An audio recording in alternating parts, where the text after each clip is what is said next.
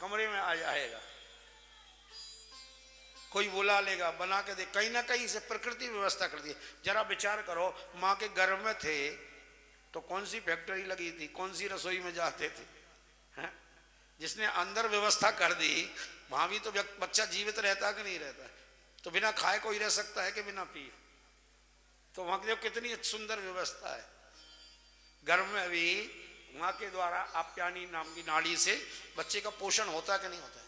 चलो गर्भ की छोड़ो, आपने देखा नहीं होगा, पैदा होने के बाद स्थिति इतनी भी नहीं रहती है कि हम एक हाथ को हिला सके।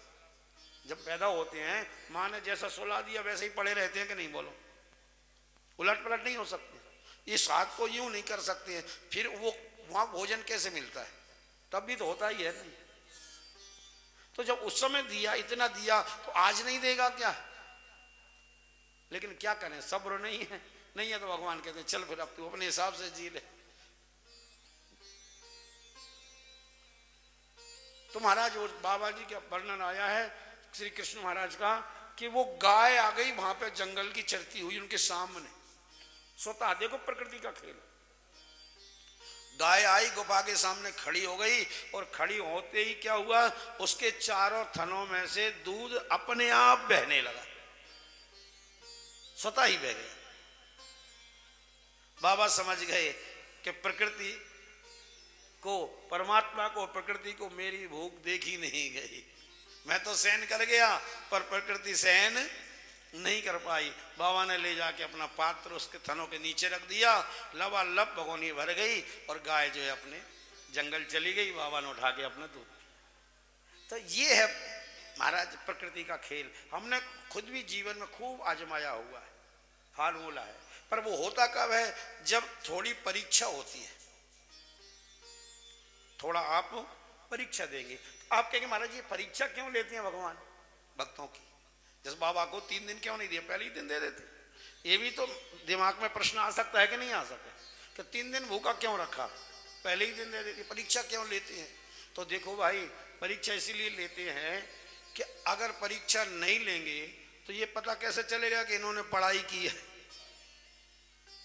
भाई परीक्षा तो उसी की होगी जो पढ़ाई करेगा।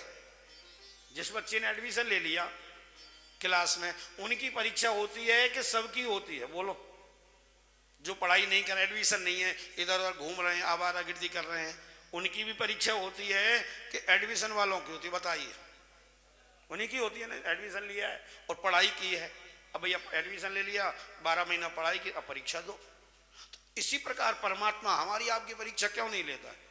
क्या वो हमने एडमिशन ही नहीं लिया उसमें क्लास में, हम पढ़ाई ही नहीं कर रहे हैं? और जो करता है उसकी जरूर होती है। और परीक्षा होती है तो फिर क्या क्या होती है?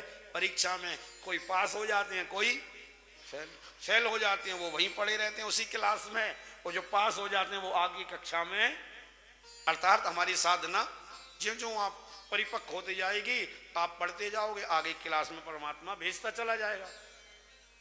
भेजते भेजते पढ़ते पढ़ते पढ़ते अफसर बन जाते हैं। ऐसे ही हम भी साधना करते, परीक्षा दे दे देते सिद्ध हो जाएंगे, साधक ही सिद्ध बन जाते हैं। तो ऐसी प्रकार भक्तिमती मीरा माता का जो हम नाम संकीर्तन आप पूछते नहीं, इसलिए संकीर्तन से पहले ये कथा सुना दी कि मीरा माता एक बार बहुत छोटी थी, बच्ची थी, पूर्व जन्म के संस्कार थे। उनके दादाजी कहीं जा रहे थे, बेटी एक काम करना, ये भोग लगा देना ठाकुर जी को दूध का, मैं कहीं जा रहा हूं। अब छोटी बच्ची नादान, उनका भोग लगाने का मतलब ठाकुर जी पीते होंगे। कटोरे में दूध ले गई, बढ़िया मिश्री डाली, उसमें गरम किया, मलाई डाली और ठाकुर जी को भोग लगाया, पर्दा लगाया, पर्दा खोला, दूध जस का तस रखा। मीरा माता कहती हैं अरे दादाजी तो कह रहे थे दूध पिवा देना, भोग लगा देना, आपने तो भोग लगाया ही नहीं। अच्छा कोई गलती हो गई, फिर प्रार्थना कर ले, फिर पर्दा 2-4 बार लगाया, नहीं पिया तो कहा कि अगर आप दूध नहीं पियोगे तो एक बात बताऊं, दादाजी मेरे पर नाराज हो जाएंगे। उनके हाथ से पीते हो, मेरे से नहीं पीते। मैं भी आपसे सत्य कहती हूं, मैं अपने चरणों में जान दे दूंगी, भूखी रहूंगी जब तक आप नहीं खाओगे ना, तब तक मैं भी कुछ भी नहीं खाऊंगी पीऊंगी, और बिना खाए पिए यहीं चरणों में जान दे दूंगी। पर ये कटोरा अब दूध का वापस नहीं जाएगा। अब ऑप्शन आपके हाथ में है, क्या करना है आपको। आपको दूध पीना है या मेरे को भूखा रखना है, ये आपके ऊपर है। हमने कभी ऐसा सोचा। थाली लगा के जाते हैं ठाकुर जी के यहाँ और तुलसी डाली, 2 सेकंड घंटी हिलाई और उठाई थाली, खाली बैठ गए। किसी ने कहा भाई इतनी जल्दी थाली क्यों ले आए, जरा वहां बैठते ठाकुर जी को जिमाते, घंटा आध घंटा कीर्तन करते। अरे महाराज जी आपकी कैसी बातें करते, भगवान खाते थोड़ी हैं, वो तो भाव के भूखे हैं। भगवान कहते हैं ठीक है भैया भाव का हूं तो मैं भाव से ही खा लेता हूं। भाई हमारी जैसी मान्यता होगी ठाकुर जी वैसा ही करेंगे। क्यों करेंगे, क्योंकि उन्होंने वचन दिया है। जैसे हम आपको कोई वचन देते, मान लो कि हम आपकी फला बात मानेंगे, ऐसा ऐसा करेंगे, ये हमारा वादा रहा, संकल्प रहा, तो अब वचन दे दिया तो आपकी बात मानना पड़ेगी नहीं। आपने कहा बैठ जाओ, बैठेंगे क्योंकि संकल्प किया हुआ है। खड़े हो जाओ तो खड़े। भाई आपने कहा हमारा कांटेक्ट हो चुका है। इसी प्रकार गीता में गोविंद ने अपने भक्तों के साथ कांटेक्ट किया हुआ है। क्या, संकल्प के साथ। गोविंद कहते हैं गीता में, ये यथा माम प्रपद्यन्ते, बहुत ध्यान से सुनो माता बहन, ये यथा माम प्रपद्यन्ते और तांस तथैव भजाम्यहम्, अर्थात जो मेरे को जिस भाव से भजता है मैं भी उसको उसी भाव से मिलता हूं। अब गेंद हमारे पाले में फेंक दी भगवान ने, जो मेरे को आपका जैसा भाव होगा भगवान वैसे ही आपके साथ व्यवहार करेंगे। आपका जो कुछ हो रहा है इसमें भगवान की कोई गलती किसकी है, हमारी, क्योंकि ये यथा माम प्रपद्यन्ते। इसीलिए सज्जनों मीरा के जैसा भाव हम लोग लाएं। मीरा के सामने भगवान प्रकट हुए थे तो हमारे सामने भी किसी न किसी रूप में प्रकट हो और हमारी कथा को आकर के सफल बनाए। उनके अनेक रूप हैं, विष्णु सहस्रनाम में आया, ये मत समझो कन्हैया के रूप में ही आएंगे, किसी रूप में आ जाएं, हमको क्या फर्क पड़ता। अनेक रूप रूपायो विष्णवे प्रभु विष्णवे, अनेक रूप आए, उनके तो अनेक रूप हैं। आइए मीरा माता कटोरा लेके ठाकुर जी को भोग लगा के क्या कह रही है, अरे थे तो आरोगो जी मदन गोपाल, कटोरो लाई दूध को भरो। थे तो आरोगो जी मदन गोपाल, कटोरो लाई दूध को भरो। थे तो आरोगो जी मदन गोपाल, कटोरो लाई दूध को भरो। ते तो आरोगो जी मदन गोपाल, कटोरो लाई दूध को भरो। जी मारा द्वारका का नाथ, कटोरो लाई दूध को भरो। जीमो जी मारा द्वारका गोपाल, कटोरो लाई दूध को भरो। जीमो मदन गोपाल, कटोरो लाई दूध को भरो।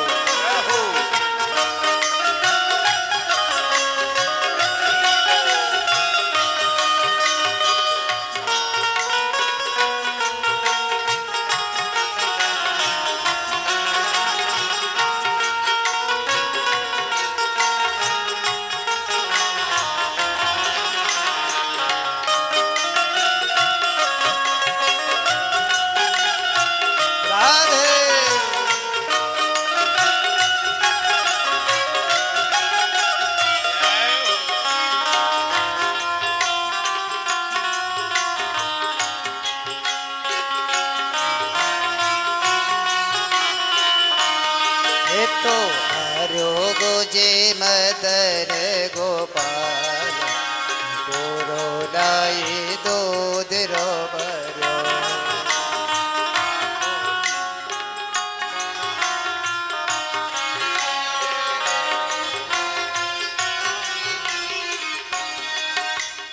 दादो जी मन दीन बुलावन जद मैं आई चार। दादो जी मन दीन बुलाव जद मैं आई चार। ले धौली धैन को दूध गरम कर ल्याई मिश्री खा। धौली धैन को दूध गरम कर ल्याई मिश्री डाल। कैया रूसा छ मेड़तिया भगवान। कैया रूसा छ मेड़तिया भगवान कटोरो लाई दूध को होते तो आरो गोजे मदन गोपाल कटोरो लाई दूध रो भरो।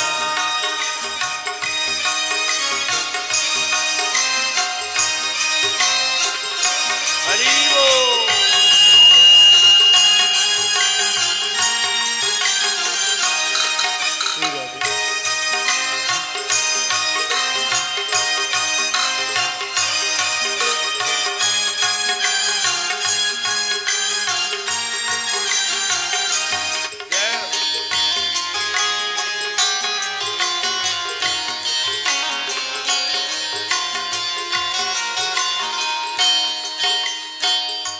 मीरा माता बोली ये सुंदर कटोरा लाई हूं, अब एक काम करो। क्या?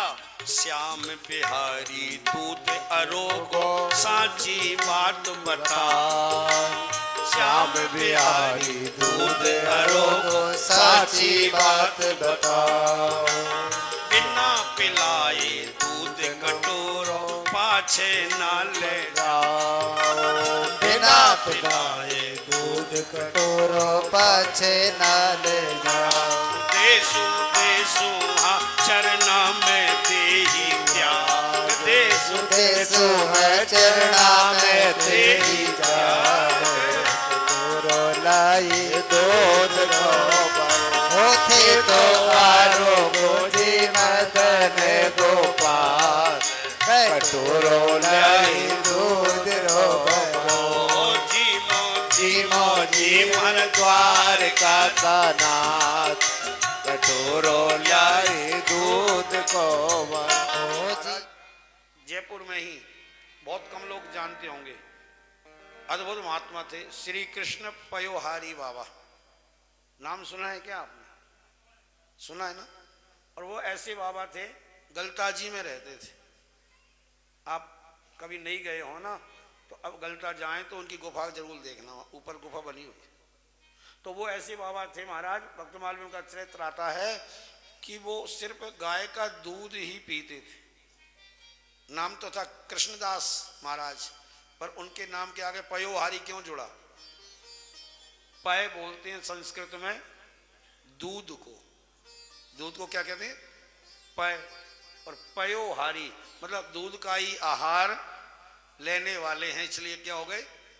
जैसे कोई फलाहार करते हैं तो वो फलहारी हो जाते हैं। हमारे धर्म सम्राट स्वामी जी करपात्री जी महाराज, नाम तो उनका धर्म सम्राट श्री हरिहरानंद जी सरस्वती था, पर उनका नाम कोई नहीं जानता है। बहुत से लोग करपात्री जी महाराज का नाम पूछो तो भूल पता ही नहीं होगा। क्यों? उन्होंने कर माने हाथों को ही पात्र बना लिया था। वो बर्तन में नहीं भोजन करते थे, जितना अंजलि में आ गया उतना ही लेते थे और उसी से पा लेते थे, बर्तन का कोई उपयोग ही नहीं। कर माने हाथ को ही पा। ऐसे अनेक महात्मा हमारे भारत भूमि हुए हैं, और ये भारत सिद्धों की भूमि है, संतों की भूमि है। तो महाराज वहां एक वर्णन आया है पयोहारी महाराज का कि वो दूध भी पीते थे तो दूध किसी से मंगाते नहीं थे, गाय नहीं रखते थे दूध के लिए। तो किसानों को पता था, आसपास के लोगों को कि बाबा दूध मंगाते नहीं है, पीते नहीं है, तो वो खुद ही उनको दे आते थे। शुद्ध देसी गाय का दूध दे के आते थे, और उस समय तो देसी ही थी, ये कहना भी नहीं बनता आज हो रहा है ये तो देसी गाय का, उस समय तो विदेशी थी नहीं उनके ज़माने में, तो वो दूध पी के रहते थे। एक दिन क्या हुआ, उनके भक्तमाल में वर्णन आया है कि बहुत जोरों की बरसात हुई, श्रावण का महीना था, पहले तो झड़ लगती थी, 8-8 10-10 दिन की बरसात कंटिन्यू होती थी। इतनी बरसात हुई तो कोई दूध लेके नहीं आया, और बाबा को 2-3 दिन हो गए, बाबा तो मस्त रहते थे, कोई परवाह नहीं। अब हमको तो महाराज जी बता रहे थे ना कि आरती होती है ना, तो आरती का भी सवाल नहीं रहता कि कम से कम पूरी आरती करके पुष्पांजलि करके फिर भोजन करेंगे, जबकि बाल भोग करके आते हैं सभी लोग, फिर भी आधे से ज़्यादा लोग भाग जाते हैं भोजन के लिए। तो हमारी स्थिति बड़ी विचित्र है, इसलिए हमको सिद्धि नहीं मिलती है, शांति सुकून नहीं मिलता है। उन महात्माओं को क्यों सिद्धि मिली? उनके कोई 4 हाथ थोड़ी थे, कोई अलग से मस्तिष्क थोड़ी था, हमारे आपके जैसे ही थे, हमारे आपके जैसे गृहस्थों में ही पैदा हुए। सब कुछ हाथ पैर बुद्धि मस्तिष्क महात्माओं का, संतों का, सिद्धों का हमारे आपके जैसा है। बस इतना है कि उनने अपनी साधना को बढ़ाया, और हमारे पास साधना नाम की कोई चीज नहीं रहती, हम सब्र नहीं कर पाते हैं, साधना नहीं। तो महाराज उन्होंने जब बाबा जी को 2-3 दिन दूध नहीं मिला, तो कहते हैं कि प्रकृति उसकी रक्षा करती है, और ये हमको भ्रम है कर कि हम भोजन करने नहीं जाएंगे तो भूखे रह जाएंगे। आप वहां नहीं जाओगे ना तो आपको यहीं मिल जाएगा, कमरे में आ जाएगा, कोई बुला लेगा, बना के दे। कहीं ना कहीं से प्रकृति व्यवस्था करती है। जरा विचार करो, माँ के गर्भ में थे तो कौन सी फैक्ट्री लगी थी, कौन सी रसोई में जाते थे, हैं? जिसने अंदर व्यवस्था कर दी, वहां भी तो बच्चा जीवित रहता कि नहीं रहता है? तो बिना खाए कोई रह सकता है कि बिना पिए? तो वहां की कितनी सुंदर व्यवस्था है। गर्भ में भी माँ के द्वारा आप्यायनी नाम की नाड़ी से बच्चे का पोषण होता कि नहीं होता है? चलो गर्भ की छोड़ो, आपने देखा नहीं होगा, पैदा होने के बाद स्थिति इतनी भी नहीं रहती है कि हम एक हाथ को हिला सके। जब पैदा होते हैं माँ ने जैसा सुला दिया वैसे ही पड़े रहते हैं कि नहीं? बोलो, उलट पलट नहीं हो सकते, इस हाथ को यूं नहीं कर सकते हैं। फिर वो वहां भोजन कैसे मिलता है? तब भी तो होता ही है नहीं। तो जब उस समय दिया, इतना दिया, तो आज नहीं देगा क्या? लेकिन क्या करें, सब्र नहीं है। नहीं है तो भगवान कहते हैं चल फिर अब तू अपने हिसाब से जी ले। तो महाराज वो बाबा जी का वर्णन आया है श्री कृष्ण महाराज का कि वो गाय आ गई वहां पे, जंगल की चरती हुई उनके सामने, स्वतः देखो प्रकृति का खेल। गाय आई, गुफा के सामने खड़ी हो गई, और खड़ी होते ही क्या हुआ, उसके चारों थनों में से दूध अपने आप बहने लगा, स्वतः ही बह गया। बाबा समझ गए कि प्रकृति को, परमात्मा को, प्रकृति को मेरी भूख देखी नहीं गई। मैं तो सहन कर गया पर प्रकृति सहन नहीं कर पाई। बाबा ने ले जाके अपना पात्र उसके थनों के नीचे रख दिया, लबालब भगोनी भर गई, और गाय जो है अपने जंगल चली गई। बाबा ने उठा के अपना दूध। तो ये है महाराज प्रकृति का खेल। हमने खुद भी जीवन में खूब आजमाया हुआ है, फार्मूला है। पर वो होता कब है? जब थोड़ी परीक्षा होती है। थोड़ा आप परीक्षा देंगे, आप कहेंगे महाराज ये परीक्षा क्यों लेते हैं भगवान भक्तों की? जैसे बाबा को 3 दिन क्यों नहीं दिया, पहले ही दिन दे देते? ये भी तो दिमाग में प्रश्न आ सकता है कि नहीं आ सकता कि 3 दिन भूखा क्यों रखा, पहले ही दिन दे देते? परीक्षा क्यों लेते हैं? तो देखो भाई, परीक्षा इसीलिए लेते हैं कि अगर परीक्षा नहीं लेंगे तो ये पता कैसे चलेगा कि इन्होंने पढ़ाई की है। भाई परीक्षा तो उसी की होगी जो पढ़ाई करेगा। जिस बच्चे ने एडमिशन ले लिया क्लास में, उनकी परीक्षा होती है कि सबकी होती है? बोलो, जो पढ़ाई नहीं कर, एडमिशन नहीं है, इधर उधर घूम रहे हैं, आवारागर्दी कर रहे हैं, उनकी भी परीक्षा होती है कि एडमिशन वालों की होती है? बताइए, उन्हीं की होती है ना। एडमिशन लिया है और पढ़ाई की है, अब भैया एडमिशन ले लिया, 12 महीना पढ़ाई की, अब परीक्षा दो। तो इसी प्रकार परमात्मा हमारी आपकी परीक्षा क्यों नहीं लेता है? क्या हमने एडमिशन ही नहीं लिया उसमें क्लास में, हम पढ़ाई ही नहीं कर रहे हैं। और जो करता है उसकी जरूर होती है। और परीक्षा होती है तो फिर क्या क्या होती है? परीक्षा में कोई पास हो जाते हैं, कोई फेल। फेल हो जाते हैं वो वहीं पड़े रहते हैं उसी क्लास में, और जो पास हो जाते हैं वो आगे कक्षा में। अर्थात हमारी साधना ज्यों ज्यों आप परिपक्व होते जाएगी, आप पढ़ते जाओगे, आगे क्लास में परमात्मा भेजता चला जाएगा। भेजते भेजते पढ़ते पढ़ते पढ़ते अफसर बन जाते हैं। ऐसे ही हम भी साधना करते, परीक्षा देते देते सिद्ध हो जाएंगे, साधक ही सिद्ध बन जाते हैं। तो ऐसी प्रकार भक्तिमती मीरा माता का जो हम नाम संकीर्तन आप पूछते नहीं, इसलिए संकीर्तन से पहले ये कथा सुना दी कि मीरा माता एक बार बहुत छोटी थी, बच्ची थी, पूर्व जन्म के संस्कार थे। उनके दादाजी कहीं जा रहे थे, बेटी एक काम करना, ये भोग लगा देना ठाकुर जी को दूध का,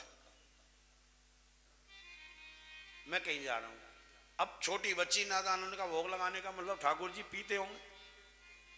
कटोरे में दूध ले गई, बढ़िया मिश्री डाली, उसमें गरम किया, मलाई डाली और ठाकुर जी को भोग लगाया, पर्दा लगाया, पर्दा खोला, दूध जस का तस रखा। मीरा माता कहती हैं, अरे दादाजी तो कह रहे थे दूध पिवा देना, भोग लगा देना, आपने तो भोग लगाया ही नहीं। अच्छा कोई गलती हो गई, फिर प्रार्थना कर ले, फिर पर्दा 2-4 बार लगाया, नहीं पिया तो कहा कि अगर आप दूध नहीं पियोगे तो एक बात बताऊं, दादाजी मेरे पर नाराज हो जाएंगे, उनके हाथ से पीते हो, मेरे से नहीं पीते। मैं भी आपसे सत्य कहती हूं, मैं अपने चरणों में जान दे दूंगी, भूखी रहूंगी जब तक आप नहीं खाओगे ना, तब तक मैं भी कुछ भी नहीं खाऊंगी पीऊंगी, और बिना खाए पी यहीं चरणों में जान दे दूंगी। पर ये कटोरा अब दूध का वापस नहीं जाएगा। अब ऑप्शन आपके हाथ में है, क्या करना है आपको, आपको दूध पीना है या मेरे को भूखा रखना है, ये आपके ऊपर है। आपने हमने कभी ऐसा सोचा? थाली लगा के जाते हैं ठाकुर जी के यहाँ, और तुलसी डाली, 2 सेकंड घंटी हिलाई और उठाई थाली, खा ले बैठ गए। किसी ने कहा भाई इतनी जल्दी थाली क्यों ले आए, जरा वहां बैठते, ठाकुर जी को जिमाते, घंटा आध घंटा कीर्तन करते। अरे महाराज जी आपकी कैसी बातें करते, भगवान खाते थोड़ी हैं, वो तो भाव के भूखे हैं। भगवान कहते हैं ठीक है भैया भाव का हूं तो मैं भाव से ही खा लेता।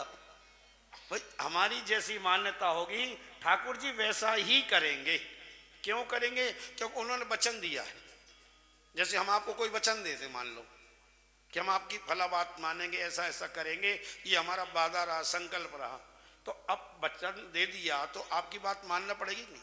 आपने कहा बैठ जाओ, बैठेंगे, क्योंकि संकल्प किया हुआ है। खड़े हो जाओ तो खड़े, भाई आपने कहा, हमारा कांटेक्ट हो चुका है। इसी प्रकार गीता में गोविंद ने अपने भक्तों के साथ कांटेक्ट किया हुआ है। क्या? संकल्प के साथ।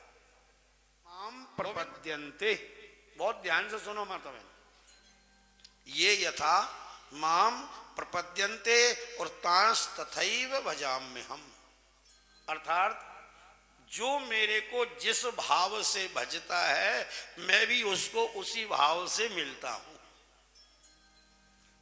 अब गेंद हमारे पाले में फेंक दी भगवान ने, जो मेरे को आपका जैसा भाव होगा भगवान वैसे ही आपके साथ व्यवहार करेंगे। आपका जो कुछ हो रहा है इसमें भगवान की कोई गलती किसकी है? हमारी, क्योंकि ये यथामाम प्रपद्यन्ते। इसीलिए सज्जनों, मीरा के जैसा भाव हम लोग लाएं।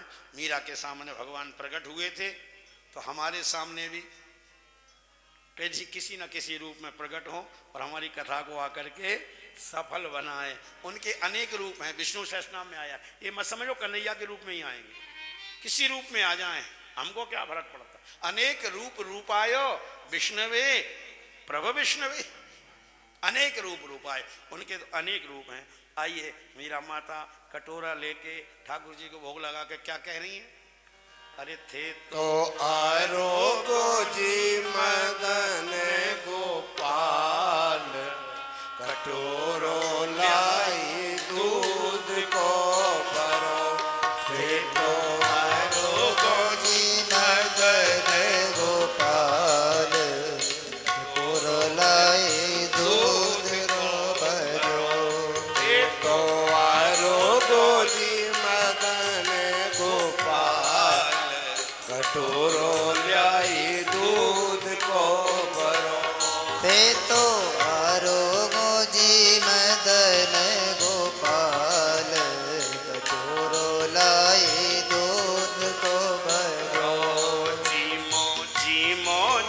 मारा द्वारका का नाथ कटोरो लाई दूध को भरो जीमो जीमो जी मारा द्वारका गोपाल कटोरो लाई दूध को भरो जीमो जीमो मदन गोपाल कटोरो लाई दूध को भरो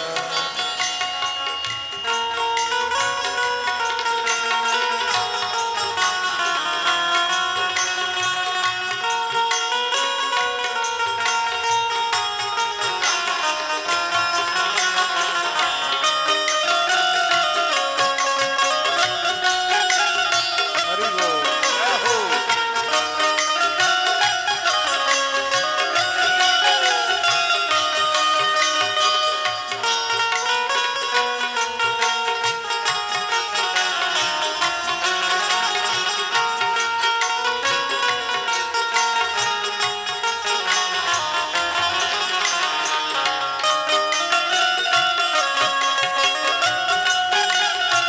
राधे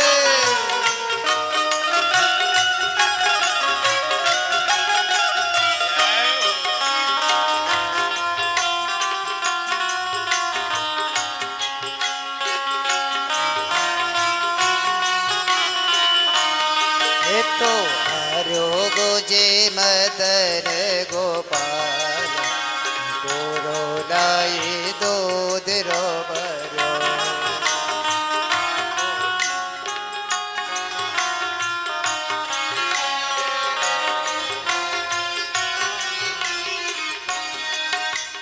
दादो जी मन दीन बुलावन जद मैं आई चार दादो जी मन दीन बुलाव जद मैं आई चार ले धौली धैन को दूध गरम कर लाई मिश्री खा धौली धैन को दूध गरम कर लाई मिश्री डाल कैया रूसा छ मेड़तिया भगवान कैया रूसा छ मेड़तिया भगवान कटोरो लाई दूध को भरो उठे तो आरोगो जे मदन गोपाल कटोरो लाई दूध रो भरो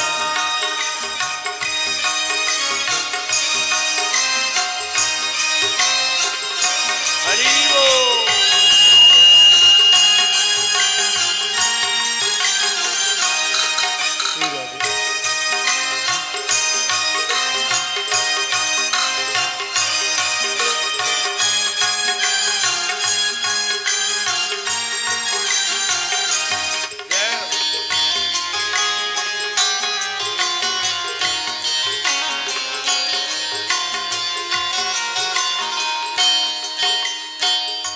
मीरा माता बोली ये सुंदर कटोरा लाई हूं अब एक काम करो क्या श्याम बिहारी दूध अरोगो साची बात बता श्याम बिहारी दूध अरोगो साची बात बताओ बिना पिलाए दूध कटोरो पाछे ना ले बिना पिलाए दूध कटोरो पाछे ना ले जाओ देसु देसु हाँ चरना में देही त्याग देसु देसु है चरणा में तेरी जान कटोरो लाई दूध को भरो होते तो आरोगो जी मदन गोपाल कटोरो लाई दूध रो भरो जीमो जी मन द्वारका का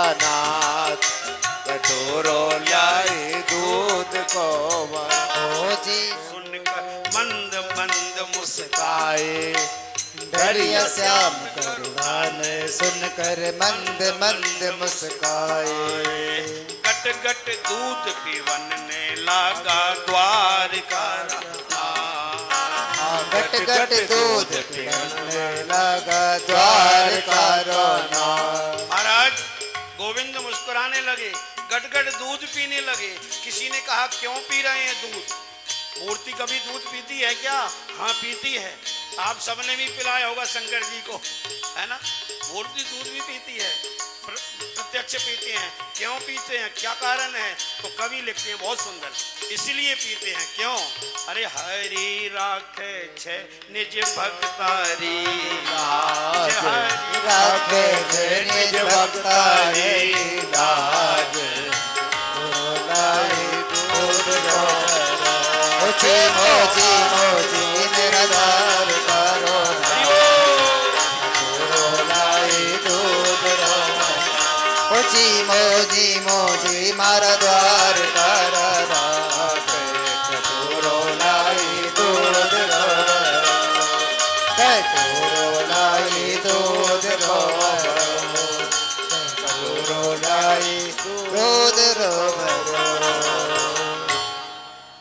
बोलिए भक्तवत्सल भगवान की जय हो। हरि राखे छे निज भक्तारी लाज। भगवान इसलिए प्रकट होते हैं अपने भक्तों के लिए। गोस्वामी बिंदु जी महाराज लिखते हैं कि प्रबल प्रेम के पाले पड़कर प्रभु को नियम बदलते देखा। अपना मान टले टल जाए पर भक्त का मान न टलते देखा। प्रबल प्रेम के पाले पड़कर प्रभु को नियम बदलते देखा। जिनके भृगुटी विलास मात्र से, वो परम शक्ति, इतनी शक्तिशाली सत्ता है परमात्मा की, कितनी कि जिनके भृगुटी विलास मात्र से सागर सप्त उबलते देखा। महाराज अगर बहुत टेढ़ी कर देना गुस्से में तो सातों समुद्रों में उफान आ जाए, उबाल आ जाए। इतनी शक्ति होती हो भी प्रेम में क्या हो रहा है कि जिनके भृगुटी विलास मात्र से सागर सप्त उबलते देखा, और उनको भी देखो यशोदा के डर से अश्रु वृंदु दृग ढलते देखा। यशोदा छड़ी लेके खड़ी है, क्यों हो रही कन्हैया, माटी खाई है? ना ना मैया नहीं खाई, और रो रहे हैं झरझर, अश्रु वृंदु दृग ढल। प्रबल प्रेम के पाले पड़कर प्रभु को नियम। महाराज इसको भी चलवा दो। तो नियम तो ऐसा है कि पुराने जमाने में रासलीलाएं बहुत होती थी। अब आजकल तो प्रचलन बंद हो गया, रामलीला रासलीला का बहुत कम हो गया। नहीं, कोई जमाना ऐसा था महाराज, आज से 40-50 साल पहले इतना क्रेज था कि आपकी तो आप जाने पर हम अपनी सुना रहे हैं कि हमारे यहाँ महाराज जब रामलीला होती थी तो हमारी जो बड़ी बहनें हैं ना, चाचा ताऊ के परिवार वाली, वो हमको मतलब रामलीला होगी रात को 9 बजे और दिन में 3 बजे ही 4 बजे बोलती थी। बोरी जो होती है ना टाट की, है ना, हाँ, इसको जो फाड़ देते हैं तो उसको फट्टा बोल देते हैं। तो अब हम बिछाने का तो रहता नहीं था। आजकल जैसी संपन्नता थोड़ी थी, कारपेट मिले ये मिले, तो क्या क्या अपने अपने फट्टे लेके जाते थे लोग बिछाने के लिए। तो महाराज दिन में 3 बजे से वो भेज देती हमको, भैया जाओ जगह रोक लेना, फिर जगह नहीं मिलेगी रास्ता रामलीला के लिए। 4 बजे से जाते थे। आप लोग कोई गए हैं क्या ऐसी रामलीला देखी है क्या? देखो सारे बुजुर्ग हैं, सबने अनुभव किया हुआ है। क्या जमाना था। और आजकल देखो वहाँ न्यू गेट पे होती है ना जयपुर में, 2-4 फॉर्मेलिटी होती है, खाली होती जरूर है, परंपरा चल रही है, पर वहाँ गिनती के लोग दिखाई दे, कलाकार ज्यादा और देखने वाले कम, ऐसी स्थिति आ गई आज। तो महाराज जब रामलीला होती थी, रासलीलाएं होती थी, तो रासलीला में प्राय करके भगवान एक भजन जरूर गाते थे अपने श्री मुख से। आप में से कोई बता सकता है क्या जिसने रासलीला देखी हो? प्राय करके एक भजन होता था। ध्यान है क्या किसी को? हाथ खड़ा करे। नहीं आ रहा होगा, आप सोचो पता नहीं बहुत गाते हैं क्या है, हम ही बता देते हैं, आपको याद आ जाएगी। ये भजन गाते थे, कौन सा? एक अंतर खाली। नाना भांति नचायो भगतन ने मोको, नाना भांति नचायो भगतन ने मोको, नाना भांति और रोक लाज तज तजी नहीं काज मैंने हो, लोक लाज तजी नहीं काज मैंने, बैकुंठ बिसरायो मोको नाना भांति, नचायो भगतन ने मोको नाना भांति। नाना भांति नचायो। अभी समय नहीं है, आज बहुत कथाएं हैं, कभी अगली कथा में आप लोग हम भूल जाए तो लिख के दे देना, महाराज जी वो भजन सुनाओ लासीडा वाला, जरूर सुनाएंगे। आज वैसे ही कथा ज्यादा है, जन्म कराना, फिर शाम को भी कथा करनी है, और बड़ा सुंदर पद है। इसका अर्थ क्या है? अच्छा एक बात बताओ, आप लोगों ने सुना है कि नहीं रासलीला में? सुना है ना? नहीं सुना कभी? तो रासलीला ही नहीं देखी होगी इसका मतलब। हाँ ये है, रासलीला जब गोविंद की होती थी, मंडलियां आती थी गांव गांव में, हमने खूब अपने गांव में देख सुना हुआ है। ये पद तो सबसे पहले ही गाया जाता था। इतनी लोगों में से किसी ने नहीं देखी रासलीला, किसी नहीं सुना। देखो माता बहनों ने जो है ना ज्यादा सुना हुआ है, पहले खूब आती थी, अब ये जमाना बदल गया। तो इसका अर्थ ये है, भगवान कहते थे कि भक्त जो है मेरे को नचाते हैं। अब कैसे कैसे नचाते, तो उसमें बहुत अच्छे अच्छे अंतरे हैं। यहाँ महाराष्ट्र में भी आके नाचे हैं। कैसे? बोले नामदेव ने बुलायो, बाको छप्पर छवायो। यहाँ आके आए, कुटिया में आग लग गई ना, तो उनकी कुटिया बना के गए, है ना। मीरा पुकारी आओ आओ गिरधारी, है ना। वहां को अमृत बनायो। राजस्थान भी पहुंचे, समस्त भारत वर्ष के संतों के पास आके भगवान ने उनके काम किए हैं, उनके इशारों पर नाचे हैं। और कहते हैं कि मेरे को लाज शर्म नहीं, कोई कहे अरे खाती बन गई। अब नानी बाई का मायरा चल रहा है अभी जयपुर के उत्सव गार्डन में।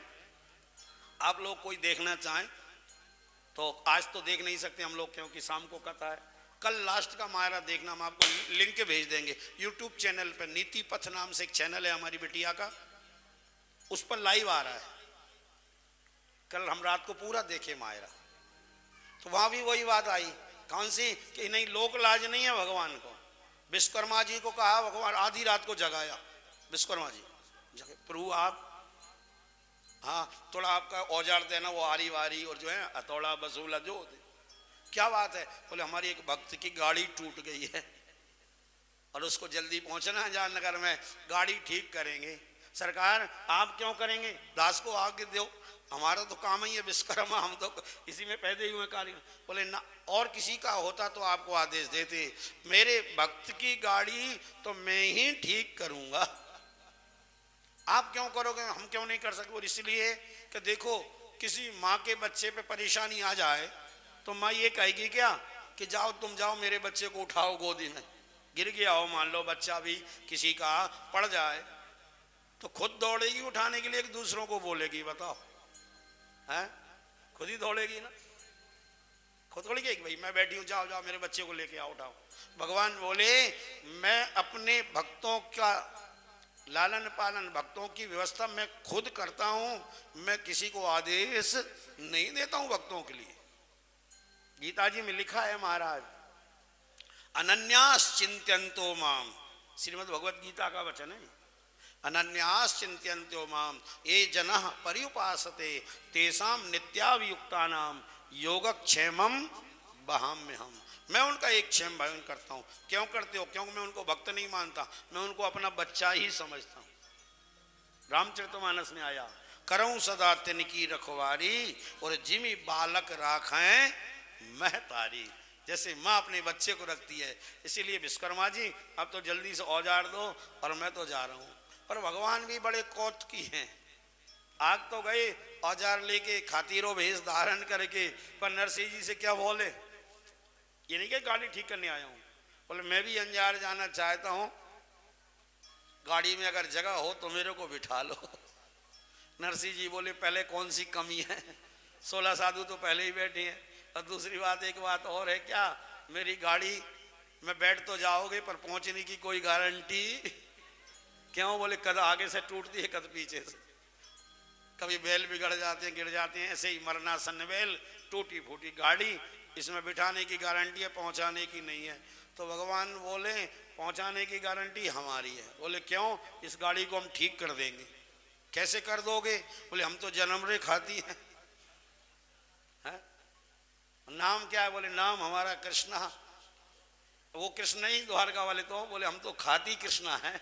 आपने सुना ही होगा, वहां पे मायरे में आता है, गाड़ी वाले हमें बिठा ले, एक बार गाड़ी थाम भगत में हार गया। बहुत सुंदर पद है मायरे का। तो कहने का भाव ये है सज्जनों कि थोड़ा दृढ़ विश्वास रखो, तुलसी सीताराम भजो और दृढ़ राखो विश्वास। जो हमारे अंदर जो समस्याएं पैदा हो रही जीवन में, इसका एक मूल कारण है हमारे विश्वास में कमी, बस, और कोई समस्या नहीं है। थोड़ा विश्वास बढ़ जाए तो जीवन ऐसा फूल के जैसा हल्का हो जाए। आनंद आनंद चारों तरफ देखो, जिधर देखो उधर बाहर दिखाई देगी आपको, कहीं भी पतझड़ नहीं है। इस प्रकृति में तो कभी पतझड़ होता है, कभी बाहर आती है, पर भगवान की प्रकृति ऐसी है वहां पतझड़ का काम नहीं है, वहां तो हमेशा बाहर ही बाहर रहती है, आनंद ही आनंद। बस एक बार उस सीमा में प्रवेश कर जाओ दृढ़ता के साथ। आइए अब कथा में प्रवेश करें। कल हमने ध्रुव और नारायण भगवान की झांकी का आपको दर्शन कराया था। ध्रुव नारायण, ध्रुव जी ने 5.5 वर्ष की अवस्था में इतनी घोर तपस्या की कि प्रभु को प्रकट कर लिया। भगवान दौड़े दौड़े आए तो यहाँ लिखा हुआ है कि मधोर वनम, भगवान मधुवन में आए। तो कैसे आए? बोले व्रत दीक्षा गता आगता व्रतम दीक्षया दृष्टुम इच्छा इति दीक्षया। भगवान ध्रुव को दर्शन देने नहीं आए, यहाँ मूल भागवत में लिखा है कि ध्रुव का दर्शन करने आए। ऐसा कैसा भक्त! मैं भी उसका दर्शन करके अपने आप को धन्य मानूंगा। और कहाँ तो ध्रुव जी पिता की गोदी में बैठने के लिए तरस रहे थे, और भजन का प्रताप देखिए कि राजा उत्तानपाद ने अब उनको गोदी में नहीं बिठाया, तो राज सिंहासन पर ही बैठा दिया। बेटा अब तू राज कर और मैं तो चला वन तपस्या करने। और यहाँ भागवत में वर्णन आया है कि 36,000 वर्षों तक ध्रुव जी ने इस पूरी धरती का राज किया। उस समय सप्तद्वीपति वसुंधरा के एकमात्र सम्राट ध्रुव जी थे। और 36,000 वर्ष बीतने के पश्चात अब देखो, समय तो सबका आता है, जो यहाँ आया है उसको जाना पड़ेगा। भगवान राम कृष्ण भी आए इस धरती पर, तो वो भी परमानेंट नहीं रहे, वो भी गए कि नहीं गए। तो इस धरती का नाम है मृत्यु लोक। जो यहाँ आया है वो जरूर जाएगा। बस बात इतनी सी है कि वो जाने का तरीका थोड़ा अलग हो। मैंने कहा ना कि नौकरी से हटने के 2 तरीके मैंने बताया था, एक तो है बर्खास्त की और एक इस्तीफा है। तो कुछ इस्तीफा दे के जाते हैं, कुछ बर्खास्त हो जाते हैं। तो बर्खास्त होने से अच्छा इस्तीफा ही देना है। इसीलिए प्राय करके जब संत लोग जाते हैं तो संतों की भाषा में कोई भी नहीं कहता हमारे जैसे क्या हुआ, बोले वो फलाने आदमी की डेथ हो गई। हम लोग बोलते हैं ना क्या हुआ, फलानी की डेथ हो गई। डेथ माने मर गया, ऐसे बोलते हैं हम लोग, फला आदमी मर गया। पर संतों में ऐसा नहीं कहा जाता है। संतों में कहते हैं कि भैया क्या हुआ, बोले वो महाराज जी ने शरीर छोड़ दिया, है ना। उन संत ने क्या किया, छोड़ दिया। ऐसा क्यों बोलते हैं? बिल्कुल सही बोला जाता है। जो भजन करने वाला है, जो साधना करने वाला है, वो शरीर छोड़ता है, और जो विषयी जीव है उससे शरीर छुड़ा लिया जाता है। ये ध्रुव की कथा से आप समझो। तो महाराज जी क्या फर्क पड़ता है, शरीर तो छूटना ही है, चाहे छुड़ाया जाए चाहे छोड़ा जाए। आपको लगेगा कोई फर्क नहीं, लेकिन पर बहुत बुनियादी फर्क है। खुद की प्रैक्टिकल से देख लो। कैसे? कोई कितना ही गरीब व्यक्ति क्यों ना हो, और मान लो यहाँ आके कथा पे 10 रुपए चढ़ा देता है, 20 रुपए चढ़ा देता है कथा में, किसी मंदिर में, कहीं भी, ठीक है ना। वो भले आदमी गरीब, वो विचार करके देखना थोड़ा सा, उसने चढ़ाया तो उससे छुड़ाया गया कि उसने छोड़ा उसको? क्या किया है? छोड़ा है ना। अब दोनों में फर्क देख लो, यहाँ शरीर की तो बात छोड़ो, एक 10 के नोट की बात देखना।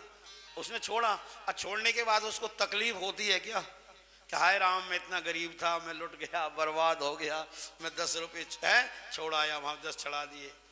तकलीफ होती है क्या? नहीं होती। कितना गरीब, प्रसन्नता और होती है कि वाह हमने 10 रुपये छोड़े। अच्छा, अब वही 10 का नोट एक तो यहाँ चढ़ा दिया, दूसरा हाथ में पकड़ के, अच्छा भले अमीर आदमी, अब गरीब नहीं अमीर है, जबकि एक यहाँ चढ़ा दिया, एक हाथ में लेके जा रहा था कोई सामान लेने के लिए, पीछे से कोई चोर उचक्का आया, उसने देखा हाथ में है, उसने मारा झपट्टा और लेके भाग गया। कितना ही अमीर आदमी हो ये कह सकता है क्या बढ़िया हुआ ले गया तो अच्छा हुआ। अब आगे कोई मित्र मिले, बोले खुशी मिलाए, आहा आनंद आ रहा है, आनंद आ, क्या हुआ? बोले एक चोर उचक्का आया तो हमारे हाथ से 10 का नोट छुड़ा ले गया, हमको आनंद आ गया, खुशी हो गए। ऐसा होता है क्या? बताओ। नहीं, आप आदमी खूब अमीर है, पैसे की कमी नहीं, लेकिन 10 रुपये भी कोई चोर चुक्का छीन ले गया तो मन में टीस होगी, दुख होगा ही, कोई रोक नहीं सकता उस दुख के लिए। छोटी सी घटना है और यहाँ छोड़ दिया तो खुश। बस वही शरीर के संबंध में है। सज्जनों, मैं आपसे निवेदन करता हूँ, मौत को अगर सुधारना, मौत तो आएगी, ध्रुव जी की भी आई, ध्रुव के सामने आई है, इसलिए मैं आपके कह रहा हूँ 36,000 वर्ष राज करने के बाद भी मौत आ गई ध्रुव जी के पास। फिर फर्क देख लो मौत का क्या है। मौत तो सबको आएगी, आनी है, उसको कोई नहीं रोक सकता, ना कोई कथा, ना कोई कीर्तन, ना भजन, ना सत्संग, ना प्रवचन। लेकिन उसमें फर्क यही हो जाएगा कि मौत आएगी जरूर, अगर आप भजन करेंगे, सत्संग करेंगे, कथा कीर्तन में रहेंगे, साधना में रहेंगे, तो ये फर्क हो जाएगा। कौन सा? कि फिर आप शरीर को कोई छुड़ाएगा नहीं आपसे, आप क्या करेंगे? छोड़ेंगे। और भजन कीर्तन नहीं किया, आध्यात्म से नहीं जुड़े, इसी प्रकार दुनियादारी फंसे रहे, तो फिर आपसे शरीर छुड़ाया जाएगा। और दोनों में फर्क आपको बता दिया कि छुड़ाने में दुख होता है, छोड़ने में सुख होता है। अब कितना सुख दुख होता है ये मात्रा, क्वांटिटी और सुन लो, फिर आगे कथा सुनाएंगे ध्रुव जी की, कि ध्रुव जी के सामने खड़ी है ना मौत, इसलिए मृत्यु की बात हो रही। दोनों में इतना फर्क होता है कि जब शरीर हम छोड़ते हैं तो ऐसा लगता है, कैसा? मानस के माध्यम से मैंने आपको कहा था कि मानस की भी आपको कुछ प्रसंग सुनाऊंगा। तो शरीर हम स्वतः छोड़ देंगे तो मानस के हिसाब से सुनो, और अगर शरीर छुड़ाया जाएगा तो भागवत जी के हिसाब से। दोनों का प्रमाण शास्त्रों में लिखा है। जब शरीर खुद छोड़ता है व्यक्ति, और मैंने कहा ना विषयी जीव नहीं छोड़ सकता, छूट ही नहीं सकता, वो छोड़ना चाहे तो नहीं छूटेगा, विषयी का तो छुड़ाया ही जाएगा, संसार में रचा पचा है। शरीर तो साधना वाला, सत्संग भजन वाला ही छोड़ सकता है। तो शरीर छोड़ने में इतना आनंद है, कितना? तो कहते हैं राम चरण दृढ़ प्रीति कर, राम चरण दृढ़ प्रीति कर, बालिकीन तनु त्याग, और सुमन माल जिमि कंठ ते, गिरत न जानई ना। सुमन माल, फूलों की माला, कंठ माने गले से, किसके? मनुष्य के नहीं, किसी हाथी के गले में फूलों की माला पड़ी हो, वह नाग मीन्स हाथी है, हाथी गले में माला पड़ी है, हाथी मस्ती से चला जा रहा है, अब वो माला अचानक टूटकर गिर जाए तो हाथी को तकलीफ होगी क्या? वो माला टूट के पैरों पे गिरेगी तो उसको चोट लगेगी क्या? दर्द होगा? नहीं होगा ना।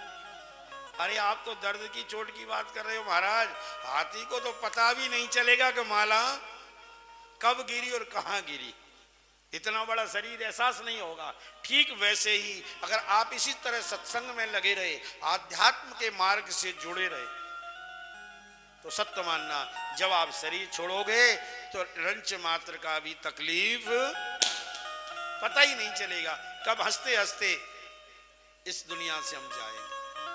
और आध्यात्म से नहीं जुड़े, न कथा, न कीर्तन, न दान, न पुण्य, न भगवान नाम, न संकीर्तन, बस दुकान मकान, ऑफिस घर, घर ऑफिस, संसार का व्यवहार, वहाँ ब्याह में जाना, वहाँ शादी में जाना, उसकी फॉर्मेलिटी करना, खेत में जाना, खलिहान में जाना, पैसा गिनना, रात को हारे थका के खाना पीना उल्टा सीधा और सो जाना, सुबह उठ के फिर उसी गोरख धंधे में लग जाना। यही अगर जीवन आपका बना रहा तो फिर शरीर छोड़ोगे नहीं, छुड़ाया जाएगा।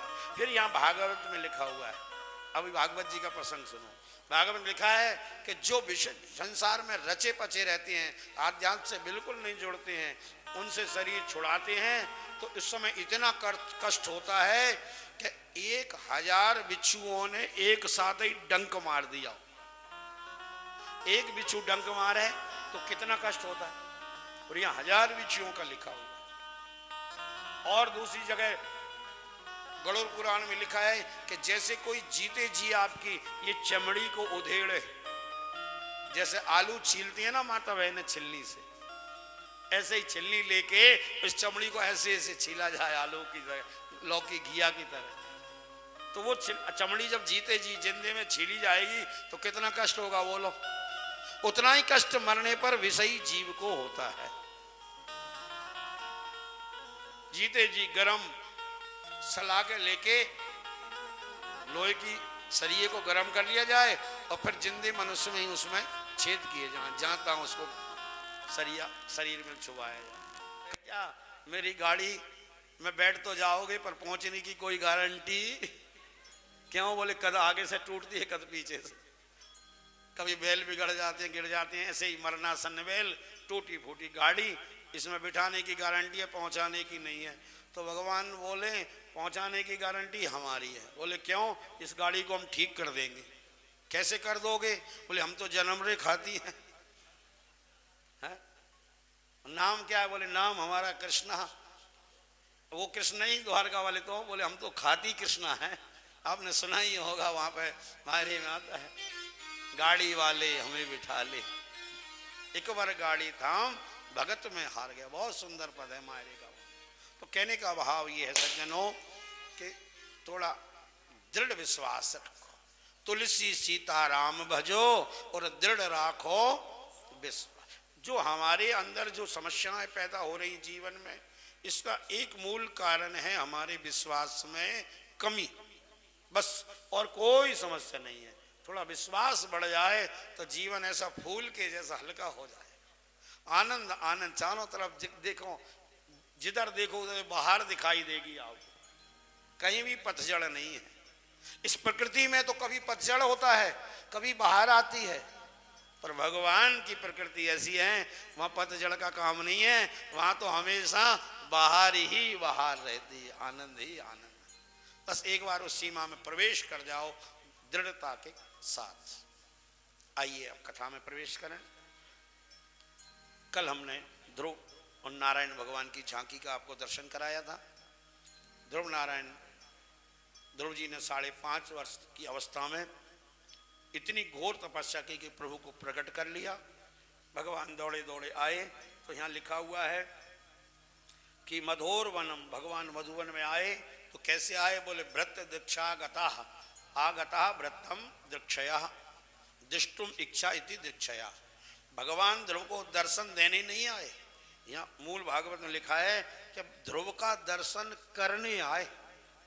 ऐसा कैसा भक्त, मैं भी उसका दर्शन करके अपने आप को धन्य मानूंगा। और कहाँ तो ध्रुव जी पिता की गोदी में बैठने के लिए तरस रहे थे, पर भजन का प्रताप देखिए कि राजा उत्तानपाद ने अब उनको गोदी में नहीं बिठाया, तो राज सिंहासन पर ही बैठा दिया।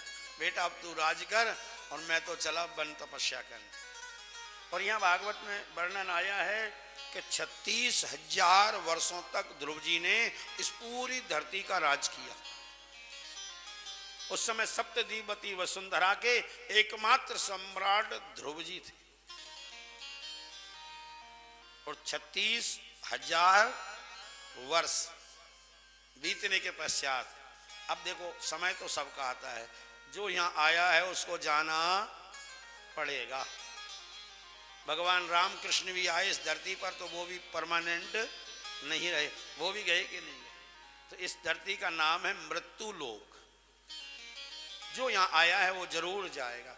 बस बात इतनी सी है कि वो जाने का तरीका थोड़ा अलग हो। मैंने कहा ना कि नौकरी से हटने के दो तरीके मैंने बताया था, एक तो है बर्खास्त और एक इस्तीफा है। तो कुछ इस्तीफा दे के जाते हैं, कुछ बर्खास्त हो जाते हैं। तो बर्खास्त होने से अच्छा इस्तीफा ही देना है। इसीलिए प्राय करके जब संत लोग जाते हैं तो संतों की भाषा में कोई भी नहीं कहता हमारे जैसे क्या हुआ, बोले वो फलाने आदमी की डेथ हो गई। हम लोग बोलते हैं ना क्या हुआ, फलानी की डेथ हो गई, डेथ माने मर गया, ऐसे बोलते हैं हम लोग, फला आदमी मर गया। पर संतों में ऐसा नहीं कहा जाता है। संतों में कहते हैं कि भैया क्या हुआ, बोले वो महाराज जी ने शरीर छोड़ दिया, है ना। उन संत ने क्या किया, छोड़ दिया। ऐसा क्यों बोलते हैं, बिल्कुल सही बोला जाता है। जो भजन करने वाला है, जो साधना करने वाला है, वो शरीर छोड़ता है, और जो विषयी जीव है उससे शरीर छुड़ा लिया जाता है। ये ध्रुव की कथा से आप समझो। तो महाराज जी क्या फर्क पड़ता है, शरीर तो छूटना ही है, चाहे छुड़ाया जाए चाहे छोड़ा जाए। आपको लगेगा कोई फर्क नहीं, लेकिन पर बहुत बुनियादी फर्क है। खुद की प्रैक्टिकल से देख लो। कैसे, कोई कितना ही गरीब व्यक्ति क्यों ना हो, और मान लो यहां आके कथा पे 10 रुपए चढ़ा देता है, 20 रुपए चढ़ा देता है कथा में, किसी मंदिर में कहीं भी, ठीक है ना। वो भले आदमी गरीब, वो विचार करके देखना थोड़ा सा, उसने चढ़ाया तो उससे छुड़ाया गया कि उसने छोड़ा, उसको क्या किया है, छोड़ा है ना। अब दोनों में फर्क देख लो। यहाँ शरीर की तो बात छोड़ो, एक 10 के नोट की बात देखना। उसने छोड़ा, और छोड़ने के बाद उसको तकलीफ होती है क्या, कि हाय राम मैं इतना गरीब था, मैं लुट गया, बर्बाद हो गया, मैं 10 रुपये छोड़ाया, वहां 10 चढ़ा दिए। तकलीफ होती है क्या, नहीं होती। कितना गरीब, प्रसन्नता और होती है, वाह हमने 10 रुपये छोड़े। अच्छा, वही 10 का नोट एक तो यहाँ चढ़ा दिया, दूसरा हाथ में पकड़ के, अच्छा भले अमीर आदमी, अब गरीब नहीं अमीर है, जबकि एक यहाँ चढ़ा दिया, एक हाथ में लेके जा रहा था कोई सामान लेने के लिए, पीछे से कोई चोर उचक्का आया, उसने देखा हाथ में है, उसने मारा झपट्टा और लेके भाग गया। कितना ही अमीर आदमी हो, ये कह सकता है क्या, बढ़िया हुआ ले गया तो अच्छा हुआ। अब आगे कोई मित्र मिले, बोले खुशी मिलाए, आहा आनंद आ रहा है, आनंद आ, क्या हुआ, बोले एक चोर उचक्का आया तो हमारे हाथ से 10 का नोट छुड़ा ले गया, हमको आनंद आ गया, खुशी हो गए। ऐसा होता है क्या, बताओ। नहीं, आप आदमी खूब अमीर है, पैसे की कमी नहीं, लेकिन 10 रुपए भी कोई चोर चुक्का छीन ले गया तो मन में टीस होगी, दुख होगा ही, कोई रोक नहीं सकता उस दुख के लिए। छोटी सी घटना है, और यहां छोड़ दिया तो खुश। बस वही शरीर के संबंध में है। सज्जनों, मैं आपसे निवेदन करता हूं, मौत को अगर सुधारना, मौत तो आएगी, ध्रुव जी की भी आई, ध्रुव के सामने आई है। इसलिए मैं आपके कह रहा हूं, 36,000 वर्ष राज करने के बाद भी मौत आ गई ध्रुव जी के पास। फिर फर्क देख लो मौत का क्या है। मौत तो सबको आएगी, आनी है, उसको कोई नहीं रोक सकता, ना कोई कथा, ना कोई कीर्तन, ना भजन, ना सत्संग, ना प्रवचन। लेकिन उसमें फर्क यही हो जाएगा कि मौत आएगी जरूर, अगर आप भजन करेंगे, सत्संग करेंगे, कथा कीर्तन में रहेंगे, साधना में रहेंगे, तो ये फर्क हो जाएगा। कौन सा, कि फिर आप शरीर को कोई छुड़ाएगा नहीं आपसे, आप क्या करेंगे, छोड़ेंगे।